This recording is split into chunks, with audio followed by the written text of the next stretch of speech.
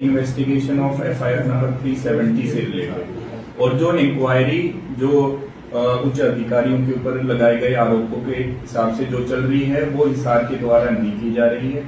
ये दूसरे डिस्ट्रिक्ट में इसकी इंक्वायरी अलग से चल रही है और जो जो हम बताएंगे उसका और उससे कोई रिलेशन ना माना जाए। ये जो इन्वेस्टिगेशन है एफआईआर नंबर 370 डेटेड 28/10/2024 जो police station civil line Jind में रजिस्टर हुई उसके regarding Mukesh Rani SHO women police station Jind ने एक शिकायत 28/10/2024 को सिविल लाइन जींद थाने में दी।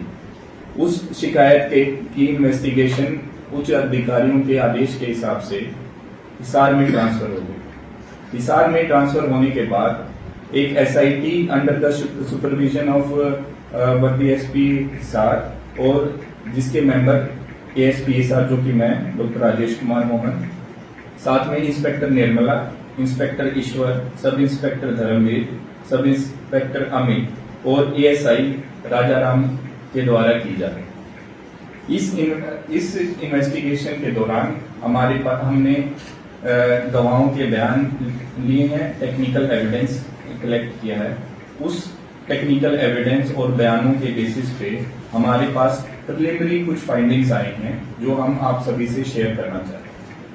सबसे पहले जो बयानों में ये सामने आया है कि सुनील कपूर नाम का व्यक्ति जो जींद का रहने वाला है उसका और मुकेश रानी का आपस में किसी मामले के रिगार्डिंग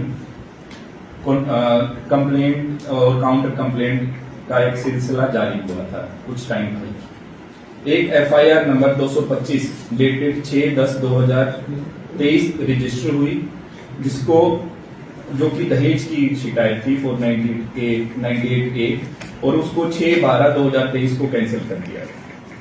ये कैंसिलेशन को वो दोबारा जो बयानों के हिसाब से सुनील कपूर भी इसको दोबारा ओपन करवाना चाहते थे, लेकिन एसएचओ वुमेन ने वो सबूतों के अभाव के कारण दोबारा वो इन्वेस्टिगेशन ओपन नहीं की। इस संदर्भ में जो हमने फेसबुक का जो डिटेल निकाली गई तो उसकी डिटेल भी हमने आइडेंटिफाई की तो उन्होंने इसके ऊपर एसएचओ को सस्पेंड करने के लिए एक शिकायत दी गई है जो कि जींद ब्रेकिंग न्यूज में आप पब्लिकली अवेलेबल है, आप देख सकते हैं। इसकी कॉपी हम आपको दे देंगे।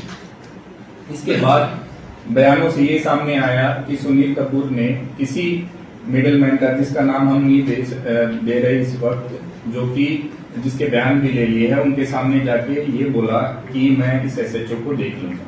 और ये प्रकरण होने के बाद एक ईमेल आईडी द्वारा उच्च अधिकारियों को एक शिकायत दी गई जिसके ऊपर जिसमें यौन शोषण और अलग अलग तरह के आरोप हैं, जिसकी इंक्वायरी अलग तरीके से की जा रही है।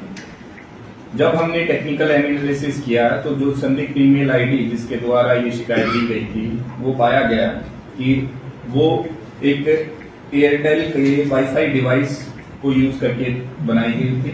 जब हमने एयरटेल से डाटा लिया गया तो एयरटेल के डाटा के हिसाब से ये पता लगा कि ये जो वाईफाई डिवाइस है ये सुनील कपूर के नाम से रजिस्टर्ड है। अभी तक की जांच के सामने इसके साथ साथ मैं आपको ये भी बताना चाहूंगा कि सुनील कपूर के ऊपर ऑलरेडी 2 एफआईआर रजिस्टर्ड हैं, केसेस रजिस्टर्ड हैं। एक 74 नंबर एफआईआर 2018 की जो कि police station civil lines Jind में रजिस्टर्ड है। दूसरी एफआईआर नंबर 6/2022 की है जो कि सिविल लाइंस जींद में रजिस्टर्ड। अभी एट प्रेजेंट सुनील कपूर इस इन्वेस्टिगेशन में ज्वाइन नहीं हुआ। ये जो लेटर जो भेजा गया है ये किस मंशा से भेजा गया है, एक्सटॉर्शन की मंशा से भेजा गया है, किसी के ऊपर दबाव बनाने के लिए भेजा गया है, ये हम इसको पता लगाने के लिए या फिर एक्चुअल में रियल एलिगेशंस हैं जिनको इन्होंने भेजा गया। इन चीजों को पता करने के लिए ये जरूरी है कि सुनील कपूर आए और अपने आप को पुलिस के सामने पेश करे और अपना बयान और अपना साइड रखे ताकि इन्वेस्टिगेशन इसमें कंप्लीट हो सके। धन्यवाद। सुनील कपूर के खिलाफ जो केस पहले से जो केसेस रजिस्टर है वो किस नंबर एफआईआर 2018 की वो एक्सटॉर्शन से रिलेटेड है। उसके जो सेक्शंस हैं 511, 506, 420, 406 आईपीसी। जो एफआईआर नंबर 6 2022 की है वो 384 आईपीसी से के अंडर रजिस्टर्ड है और उसका चालान 21/3/2024 को दिया गया माननीय न्यायालय में, प्रतिमा चालान। अभी जमानत पे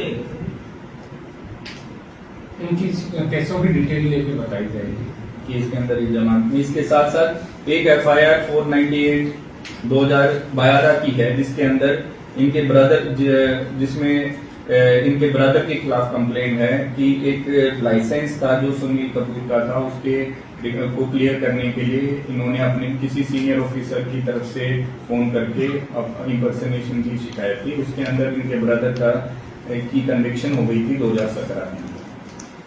अभी तक का इनका क्रिमिनल रिकॉर्ड इस प्रकार से।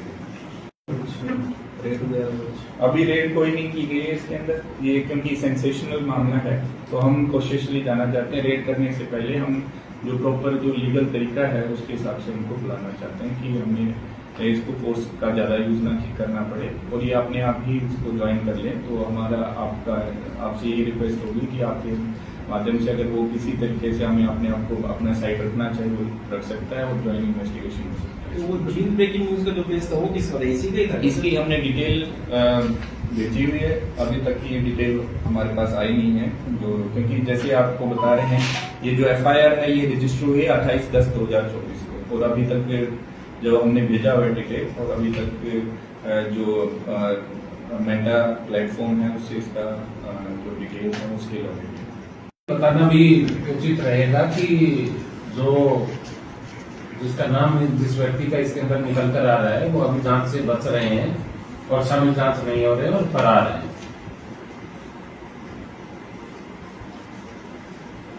इससे कॉन्टेक्ट करने के लिए इस तक पहुंचने का कोई प्रयास हुआ उसके बाद? अभी तक हम जैसे कोशिश की जा रही है, जैसे मीडिया के में भी रिपोर्ट्स आ रही है, उन्होंने फेसबुक पे भी कोई वीडियो डाली है, तो हम अपने लेवल पे भी कोशिश कर रहे हैं कि ये आए और अपने आप को हमारे एसआईटी के सामने पेश करें ताकि इसके बाद इसमें जो सच्चाई है उसका पता लगाएगा। इसके साथ साथ हमने जब फेसबुक के जो जीन ब्रेकिंग न्यूज है उसको हमने खंगोला गया तो एक पर्टिकुलर मोडस ऑपरेंडाई हमें जरूर लगा जो कि टाइमलाइन को हम जब एनालाइज करते हैं तब पता लगता है। एक तो शिकायत ईमेल के माध्यम से दी गई 25 अक्टूबर को, सेम शिकायत एक 19 अक्टूबर को एक सोशल मीडिया पोस्ट जीन ब्रेकिंग न्यूज है उसमें एक कमेंट सेक्शन में रानी नाम की फेसबुक आईडी द्वारा वही शिकायत उनकी कमेंट में डाली गई 25 अक्टूबर और जब ये वहां पे डालने के बाद कुछ समय बाद वही शिकायत इन्होंने अपने फेसबुक जो जीन ब्रेकिंग न्यूज है उसके थ्रू दोबारा से उसको वायरल किया। अभी तक ये चीज हमारी जो इन्वेस्टिगेशन में जरूर सामने आ रही है कि एक पर्टिकुलर पैटर्न में जो शिकायत दी जाती हैं और उनको वायरल किया जाता है फेसबुक के अंदर। बाकी जो अभी तक इनिशियल इन्वेस्टिगेशन में जो एविडेंस आए हैं ये यहाँ तक हैं, बाकी जो आगे जो आएगा उसके हिसाब से हम इन्वेस्टिगेशन को आगे प्रोग्रेस करते रहेंगे। ये एक्सटॉर्शन इसने किससे मांगी थी जो इस पे एफआईआर है पहले वो कितने रुपए की क्या किसी इसकी डिटेल्स हम अलग से आपको दे देंगे। जो एक्सटोर्शन की जो एफआईआर नंबर 74 है उसका कितना अमाउंट था और कैसे था वो हम एक बार डिटेल्स हैं वो आपसे शेयर भी कर देंगे। जांच की जाए वो जो प्रीवियस केस है उसका हम आपको शेयर कर देंगे।